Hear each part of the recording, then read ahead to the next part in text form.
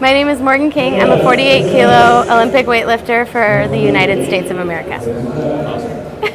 The first time I ever heard about weightlifting, I was actually a CrossFitter for about 6 months, and I did regionals and wanted to get a little bit stronger, so I asked our weightlifting coach to kind of get me stronger for that, and I kind of just fell in love with weightlifting. And about 2 months later, I qualified for the American Open in 2012, and the rest is kind of history.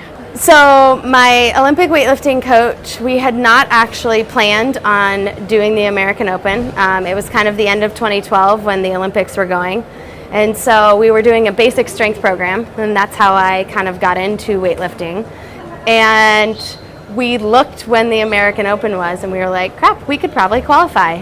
So we asked John Thresh if we could come to one of his meets, and 2 months before that we had kind of started doing the lifts a little bit, and we knew a 140 total would get me in the A group for the 53 kilo class.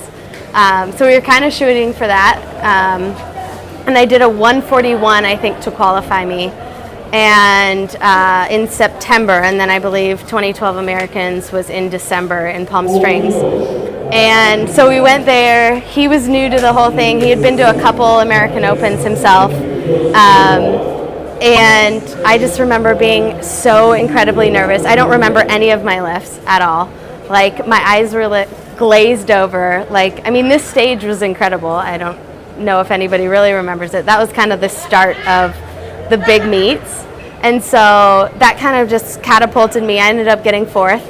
And then I was like, okay, I really want to do this. So we started actually training for nationals, because that was kind of when the circuit started getting back into the regular quad. And we kind of got to a point where it was like, okay, you can't really work and train full time. We wanted to do 2 training sessions a day, and it was just getting really, really hard for me to do that. And so we ended up going and trying out for Muscle Driver in March out in North Carolina. My coach was Dean Cruz, and and he had made the team as well, going over to Muscle Driver, and we kind of decided to, 2 months later, pick up our whole life and move out there and kind of follow this dream.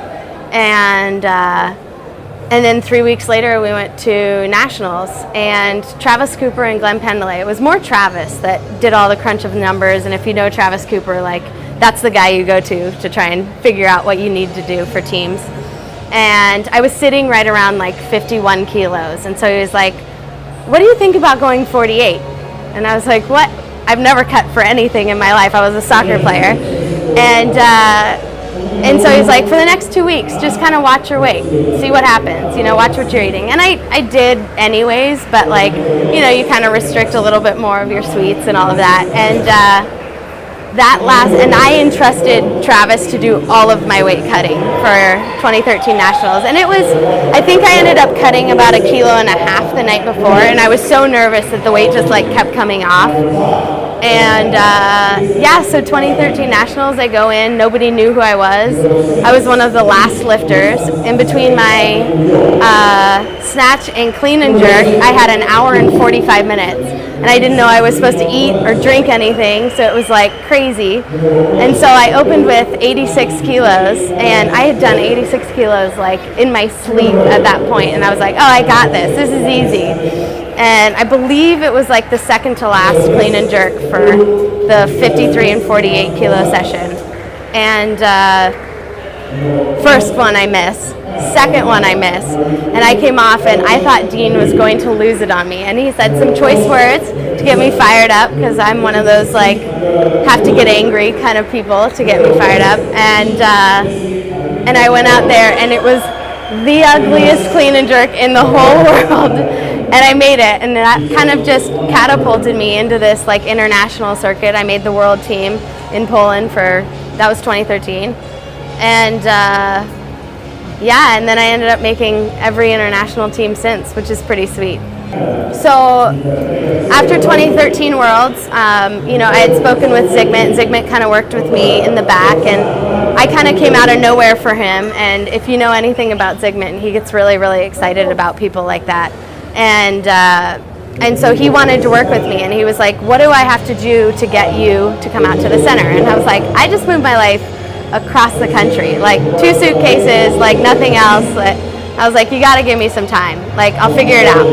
And then 2013 Americans in December, 2 months later, he was like, what do I have to do to get you out there?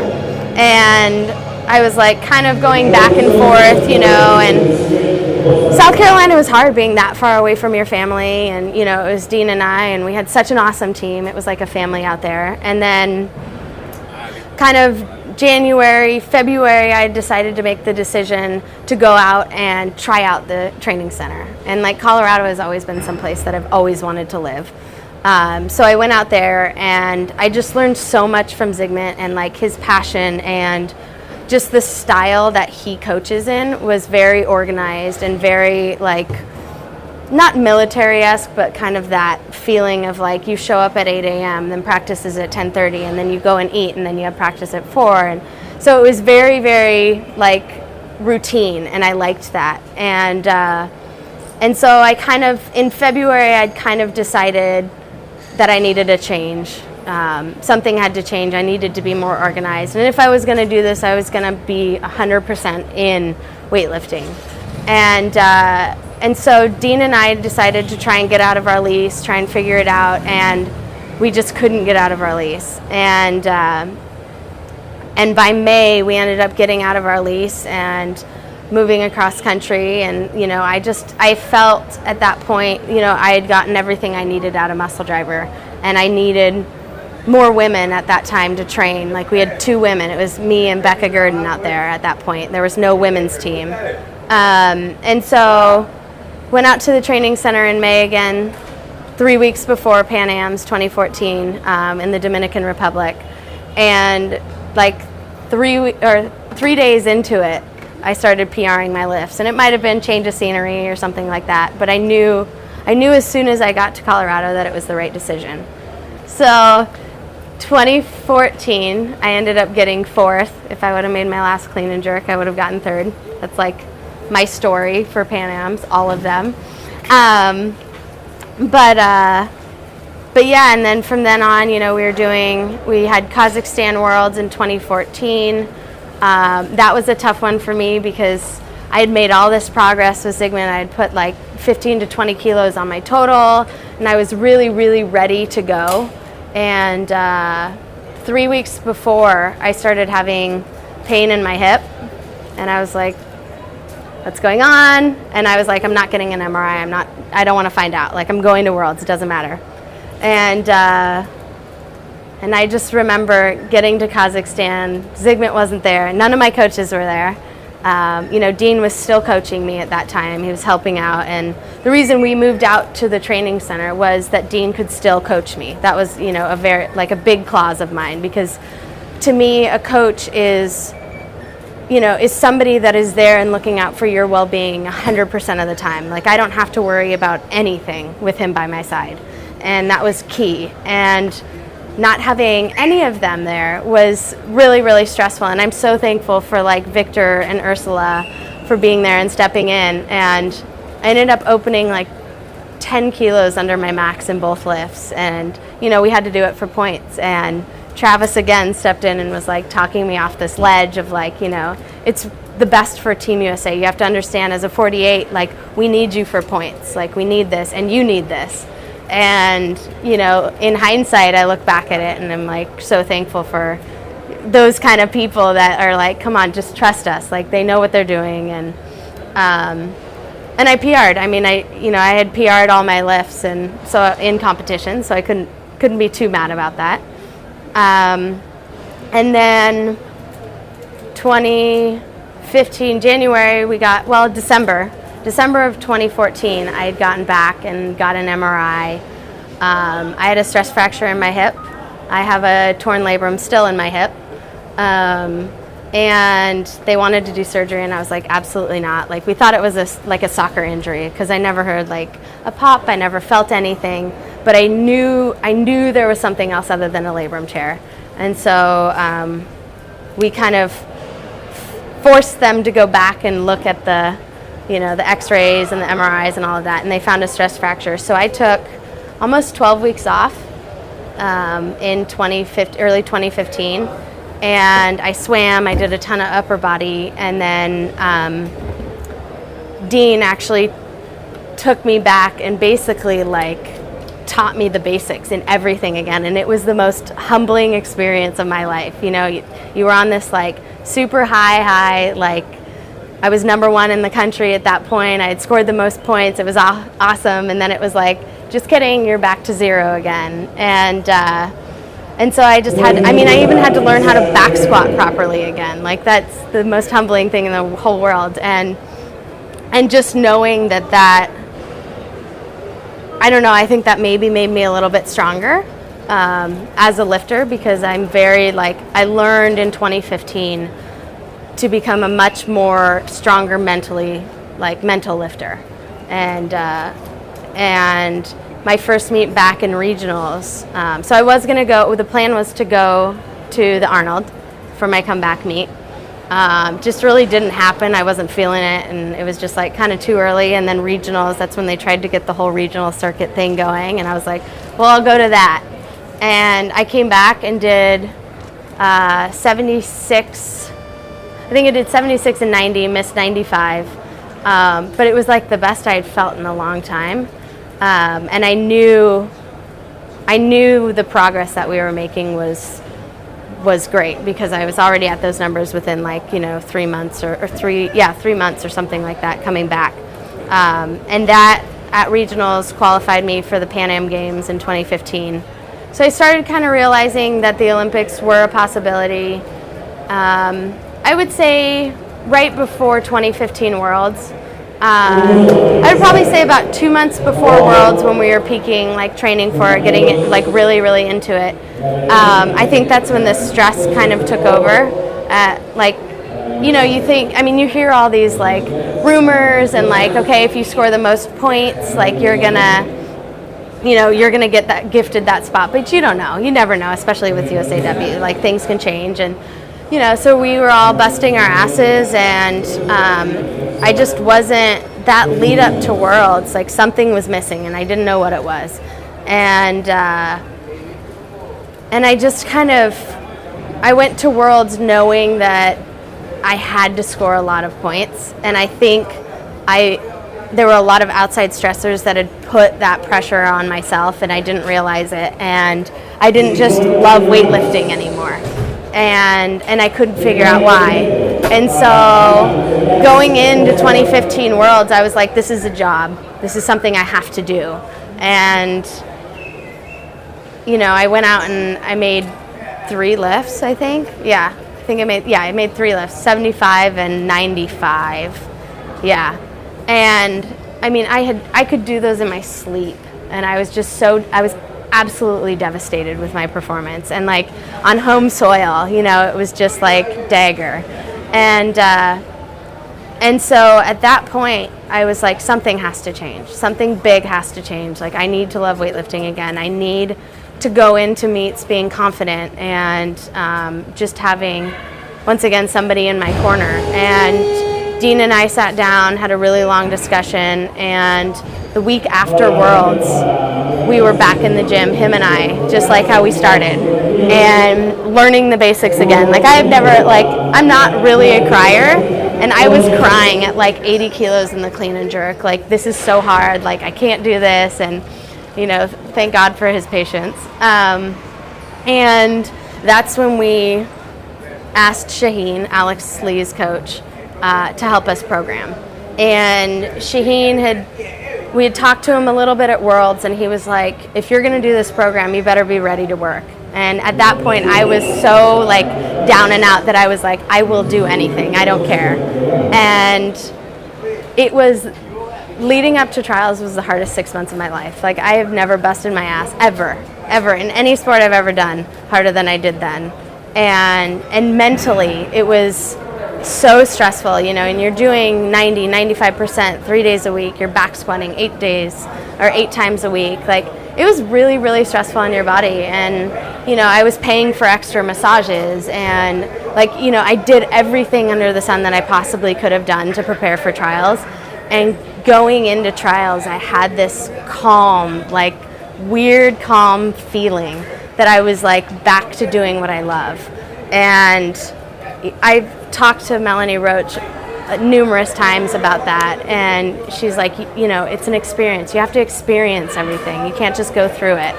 And I just remember going on stage and like all the girls, you know, you could see walking up in trials, like the girls that were petrified, the girls that were like excited to be there, and like I was just so pumped and like, this is it, this is my moment. And I don't know, I just kind of, I think at that point, like everything that I had done in training, I knew was going to pay off at trials. I just felt it. And I had all the people in my corner that I needed.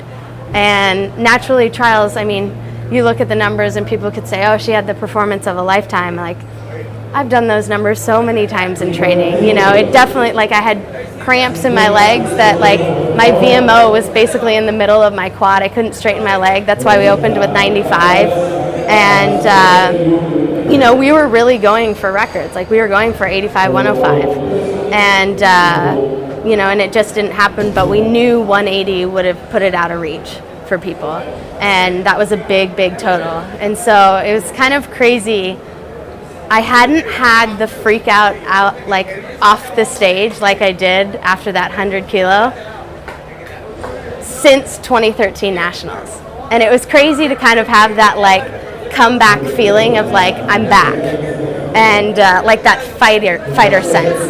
And I think that was a really, really cool feeling for me. And like kind of going in and like, you know, everybody says, you know, I want to inspire kids and girls and all of that. It was kind of that like back, like just looking back on it of like, I'm finally doing this for me again. You know, it wasn't for anybody else out there.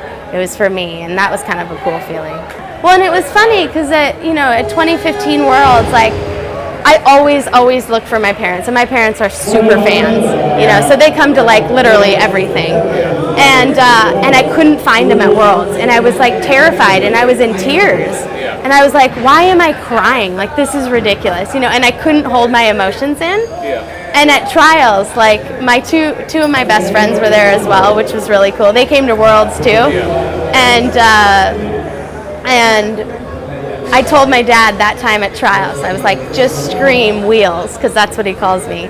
And I knew exactly where he was. And so I was like, it was like this calming, like, okay, everything's into place, you know?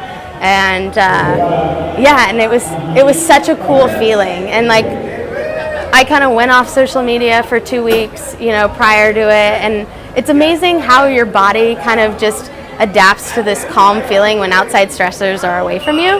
And I think that was really, really key. For Olympic trials during the clean and jerk, we were warming up, and at 45 kilos, I looked at Dean and I was like, deer in headlights, like, holy crap, I'm so nervous. Like, finally, I think kicked in that, like, this could be it. And at 60 kilos, when I straightened my leg, it started to cramp, and so we had to get the doctors over there, and it was just like the most dramatic thing. And I don't think I'm a dramatic person. Maybe I am, I don't know. But and I told Dean, I was like, my leg's cramping, and he's like, and I think he thought I said something else, and he's like, you'll be fine. And I was like, no, I can't bend it. Like it hurts. And so we got the doctor out, and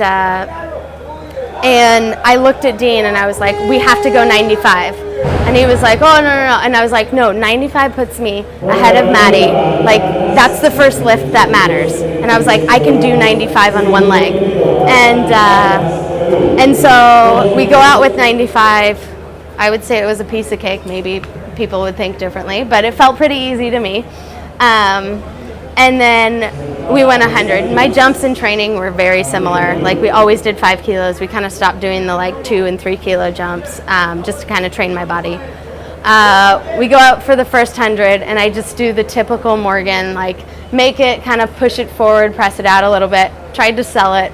Absolutely not. 3 red lights. And I was like, oh my God, like kicked in, like this is it, like now or never kind of thing. Brings me back to 2013 Nationals again. Like you're either somebody or you're nobody right now. And Dean tells me, and he's like, don't forget to breathe. And he goes, LeBron James won a championship on a torn quad. You can do this. And I was like, okay, I can do this. I'm like pumping myself up, like, all right. And I go out there and it wasn't a pretty jerk, but it got the job done. And I just remember it. And there's a picture of me, and it looks like I'm like mean mugging like all the judges. And it was because I had let the time run down so long. I was like looking at it to make sure that like that wasn't a factor, and then I absolutely lost it. And it was crazy to think that I had made the team. I mean, you don't ever like count your chickens before they hatch kind of thing, but that I was like freaking out before anybody else had lifted. Like I knew it was kind of like out of reach for most people, and but you never know. In weightlifting, you absolutely never know. Like until they called my name on stage and like were like the next 3 Olympians, it didn't actually sink in, and it was like I was like, holy crap, I'm gonna cry, I'm gonna lose it, like, because it was just, that was like the kind of final thing that was like, you made it, you did it.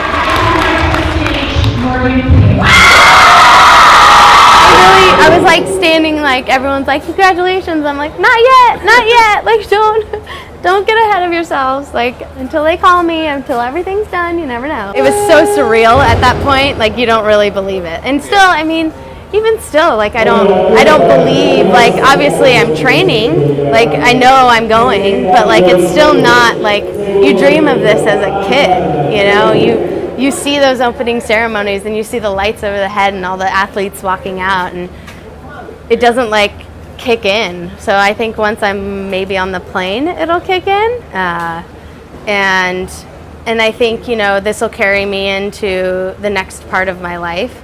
I plan on staying in weightlifting. I'm still so young in the sport that I think I have a lot of growth, and especially since the program I've been on is so new and fresh. I've been doing it for probably 6 months now, that I think I can only get better. And I've thought about maybe doing a winter sport for the next 2 years. So why not? Those are power sports, and weightlifting is a good training thing for it. So we'll see.